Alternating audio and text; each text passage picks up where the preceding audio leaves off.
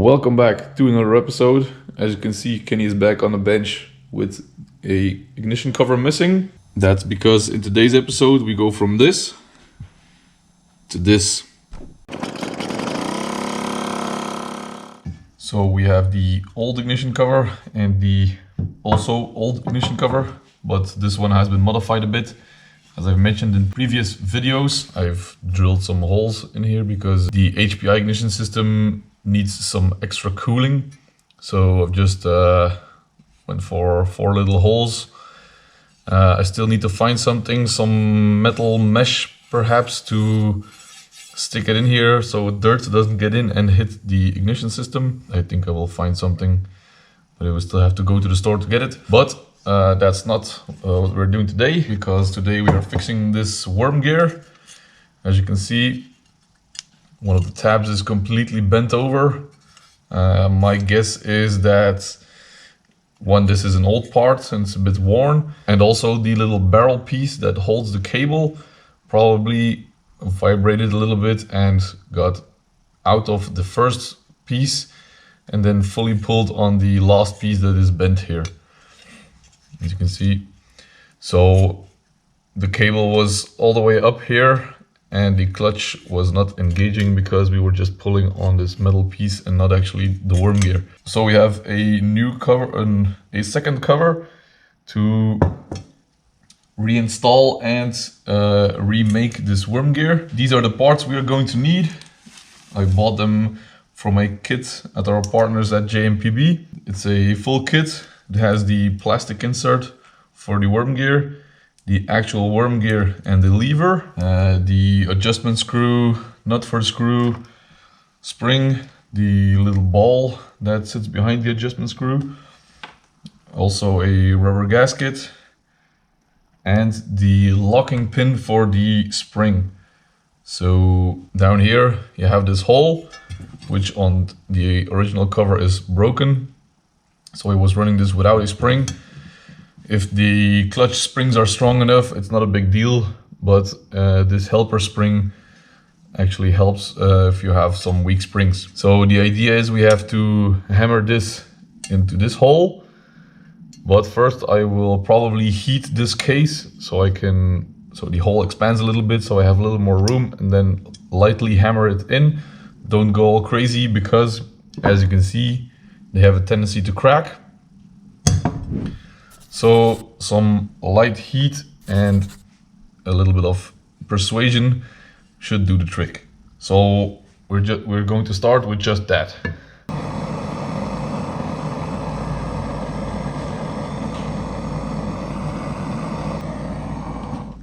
Fuck, god damn it.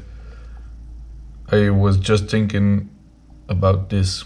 I've cooked my paint off. Fuck, I have to repaint this thing. It's hot now, so let's see if we can put it in and don't burn our fingers. Ow, this is hot. Obviously.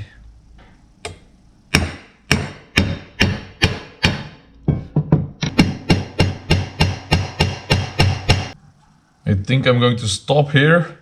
I don't want to force it and crack it again, or crack it just like the other one. Sadly enough, I will have to repaint it. Damn it, that's a bugger. Hopefully I still have some paint left. Anyhow, let's continue with the rest. So I'm going to start with taking the old screw out and putting in the new plastic piece that holds the worm gear. There we go. And now I'm going to have a look at the old one, position it the same way as it should, and I'm going to put in the worm gear with the lever.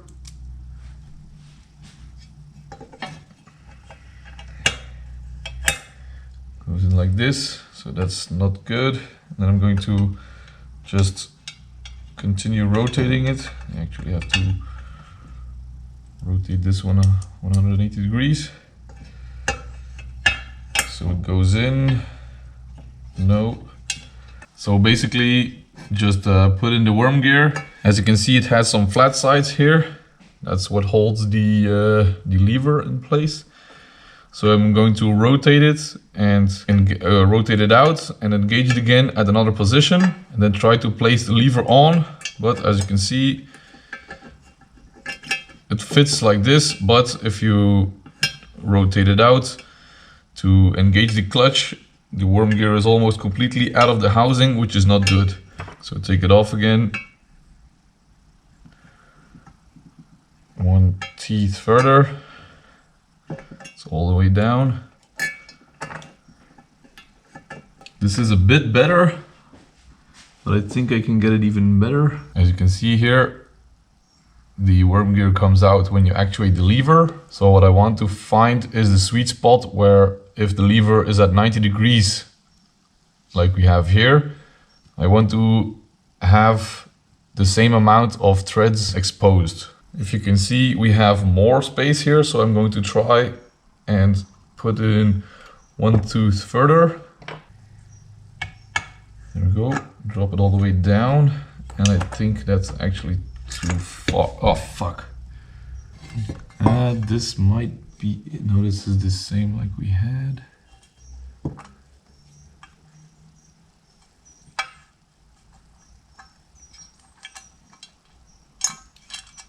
This might be the result we want. The lever and the housing is at 90 degrees, and not sure if the camera will pick it up, but you have a millimeter or 3 of extra space, which I think is the correct amount. As you can see here, 90 degrees, and then you have 3 or 4 millimeters between the worm gear housing and the lever. Why do you want to have it like this? Because the position we had before this, we had more space between the lever and the worm gear housing. That meant that the worm gear itself was less supported by the housing, which causes a bit of extra wear. So the better the support you can get to the worm gear, the better the clutch will work and the longer it will last. I also want to know if we have the lever completely against or at 90 degrees, we have 2 or 3 millimeters between the housing and the lever. And if we rotate it like we would engage the clutch, we actually have 5 or 6 millimeters, which should be enough of engagement for the clutch. Comparing with the old one, it's a bit the same. The relative position here at 90 degrees, we have 4 or 5 millimeters, and when we rotate it up, just like the clutch would engage, we have like 9 or 10, so 4 or 5 millimeters extra, which is the same case like we have here. I'm going to mark the position. I'm going to mark it with a bit of paint. There we go, just like that. I'm going to let that dry for a bit, so we can assemble it on the vise, which will be a bit easier. So the gear lever and the worm gear are in position. The ball is inside, don't forget. I've put the worm gear in the vise with the little adjustment screw on the bottom here, actually in the threads, just so that I don't crush them when tightening the vise. And now all we have left to do is hammer this edge down.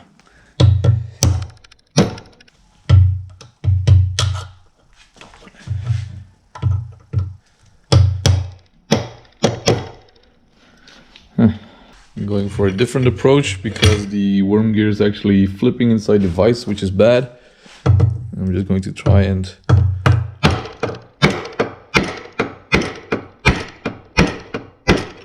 this seems to work. Just make sure that the lever is still square with the worm gear, and make sure the ball doesn't fall out.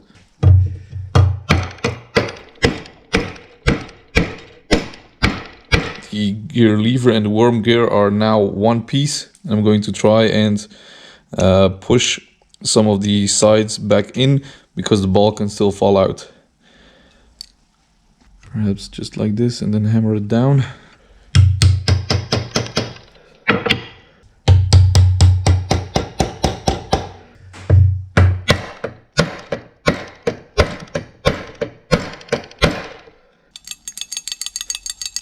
Yay! Doesn't have to be much, just so it doesn't fall out. You don't actually have to do this. You can mount it with the ball loose. If you get it on the clutch pin, it won't move, but it's a tough thing to do it when this thing keeps falling out. But we have it, which is perfect. So all we have left now is to screw in this adjustment screw.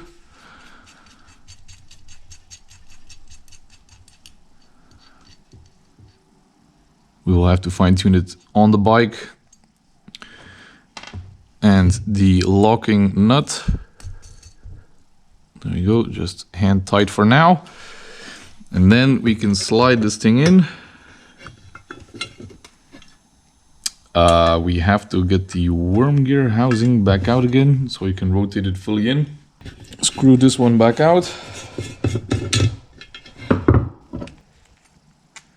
There you go, put it in. Then screw this one back in. Actually, no, let's get it back out and put in some grease first. Just some regular ball bearing grease, should be fine. Just pack it in and then just rotate it a little bit.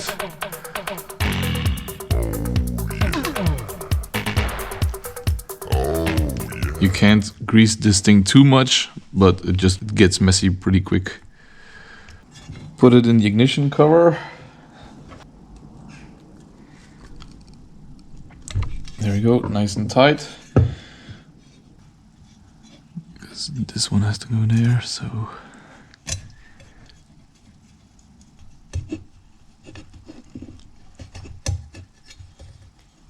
Yeah, there we go. And now just, there we go. Ooh, this is really nice and tight. So what am I going to do now is I'm actually going to repaint this piece of the cover and then I will reinstall it. So there you have it. That's how you fix your worm gear for the clutch on an RD50. It should be the same for all the years. It's actually the same principle for the FS1 as well. I've also made a video about that in the past. If you thought this was helpful, consider liking and subscribing for more. So thank you very much for watching, and I will see you guys in the next one.